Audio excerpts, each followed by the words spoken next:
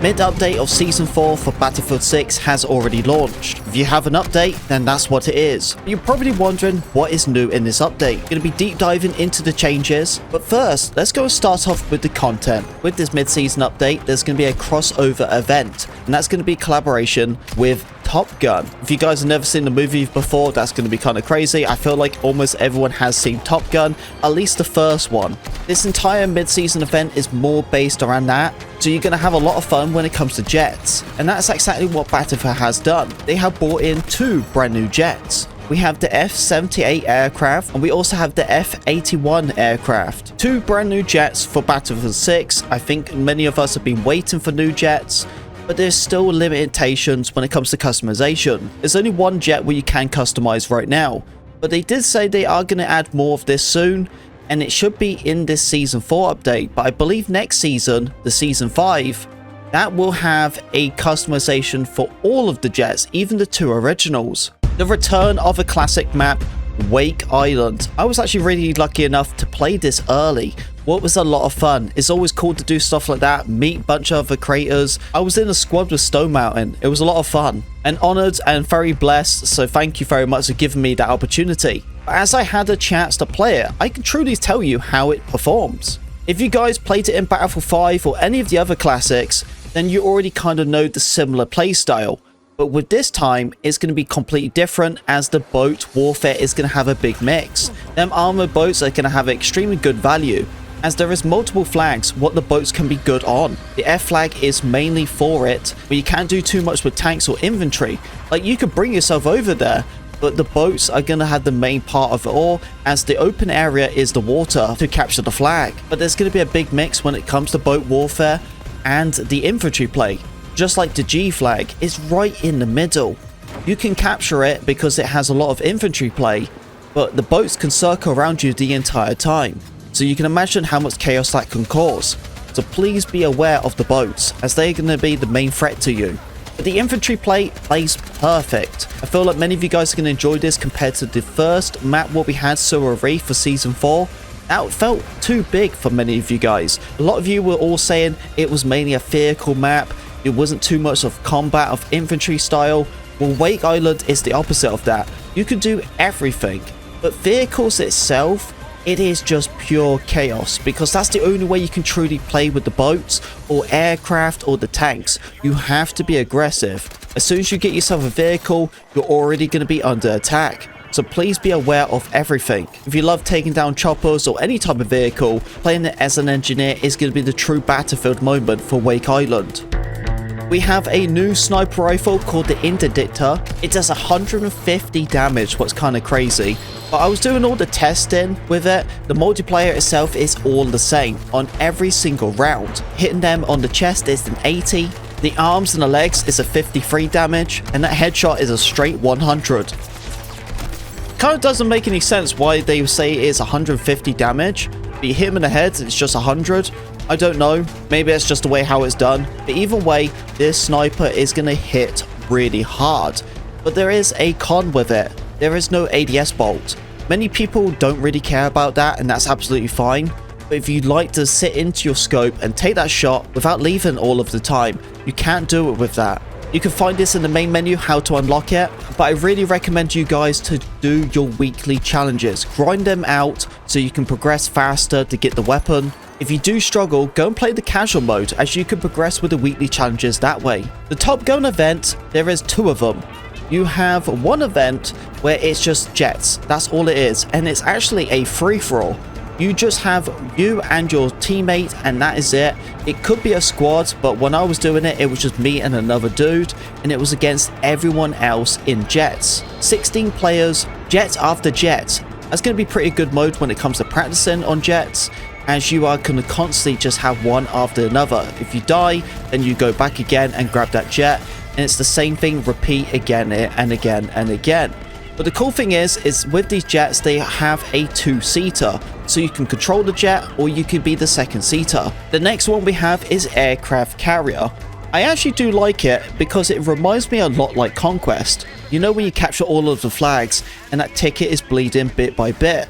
Well, Carrier Strike is kind of similar like that, but instead of bleeding the tickets, when you have them flags, they will have missiles what will shoot to the aircraft carrier. Over time, you can weaken the aircraft carrier. You can have a consistent fight until the aircraft carrier is completely destroyed, but once it's actually halfway done, you can get inside of the carrier and then plant a bomb just like how it is on Rush, and once you've done that, then you won the game.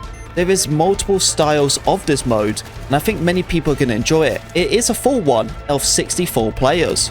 There's a part of the Battle Royale where you can play now. It's just adding an aircraft carrier. If you want to test out, jump yourself into Battle Royale, a new location for you. If you made it this far into the video, make sure to leave a like, subscribe as well, as there's probably many new eyes to this channel. I do not want you guys to miss out, as we are consistently covering the best weapons, news related, and guide videos. And there'll be even times where we goof around, we blow some big things up. I don't want you guys to miss out on any of the content, so please subscribe. It's the perfect opportunity for you. Before we deep dive into the notes, this is not big at all. I'm not going to lie with you, it is pretty disappointing. I think many of us were waiting for a pretty large update, as we didn't get anything in the launch of Season 1. We got a really small update the last couple of weeks ago, and that was the same thing, really small. But the mid-season update, I think everyone was assuming it was going to be a really big one, but it wasn't. It wasn't at all. It was the smallest it can ever be. Honestly, the patch notes looks like it was outside in the cold. It shoveled up a little bit, so it was not at its full best. But there is some stuff for what they have changed, so let's get into it. If you're watching this video as soon as it came out, the update is only available. In the next couple of hours, there will be another part of this update, and that will be all of the content available to you. The first bit what they have changed in this update is improving the audio. The audio change mainly has been on the armored boats. When it comes to the cannons, the audio has slightly been improved and changed. It just sounds more better. There's multiple changes when it comes to jets. They improved the flow of them and the way how you fly them. So pretty much when you're trying to fly a jet, there'll be times where you try to go to the left side and it just doesn't feel correctly smooth, but they've been mainly improving all of that. It is hard to tell because I've been trying out the jets today and they do feel much more responsive. I personally do feel like this change is mainly for the controller side, but give the jets a go yourself and tell me what you think about them. Are they smoother? Are they more responsive? There's going to be a new point system. Locking onto a vehicle, especially a jet, and they pull them flares out. As soon as they do that, you're actually going to get yourself some points because they're putting their flares. How many times you guys have been shooting missile after missile and it just never hits, or they've been putting them flares? Well, now you're going to be gaining points just by trying to take them down. Not even getting the kill, just trying to take them. There is a new setting what is on by default in the firing range. Load yourself into it, and once you do, you're going to realize when you start shooting, you're going to have like an extra crosshair inside of your scope. It's going to give you a demonstration of how much spread and bloom there is. Once you're jumping or any type of movement, it will say, hey, this weapon is going to have more spread if you're jumping like that. A really good way to test out weapons too, to see how they truly perform, as you're going to see the spread and so much more. But remember, it is on by default, so you have to turn it off if you do not like it. And you will find that in the HUD settings, and you go all the way to the crosshair side and you just turn it off. But go and test it out. Tell me what you think about it. It might be a good way to truly demonstrate weapons. You could switch to a certain gun and just be like, wow, this is making such a big difference, because it's hard to tell from a weapon's spread, but now you're getting that clear indication. You can mess about with each attachments now and get a better understanding. It's going to work perfect for me, as I'm going to be making a top 5 weapons build for you today, so keep an eye on the channel for that. The VSSM has had a recall modifier change. There has been some changes for the Cairo Bazaar map. They have reshaped the outer bounds areas, as many people were having unexpected rooftop campers. Just typical, right? You have a ladder in the game, everyone's going to get the places where they shouldn't be. Many people want to do custom lobbies for competitive games and they just can't properly do it. Well, now you can, and that's awesome. But they also have been adding the spectate side. That is in the game right now, but it's still in a early phase. They said there is a lot of limitations with the spectate mode, but you can use it in Portal. If you have different platforms for Battlefield 6, a good time to test them out. I'm going to be playing this game on my PC, as I don't have the game and I do not want to be buying the game twice. It is a perfect time to do that, because August the 18th all the way to August the 25th, this game will be free to play. And there we go, that is everything for this Battlefield 6 update, all of the new content and what is changed with the update. As I said, this update was pretty disappointing. They have added a lot of stuff when it comes to audio improvements, small little bug fixes, but all the big major issues, what people have been saying for many weeks now, honestly even months, still hasn't been fixed. Of course, I'm happy to get new content, but the update was really a letdown.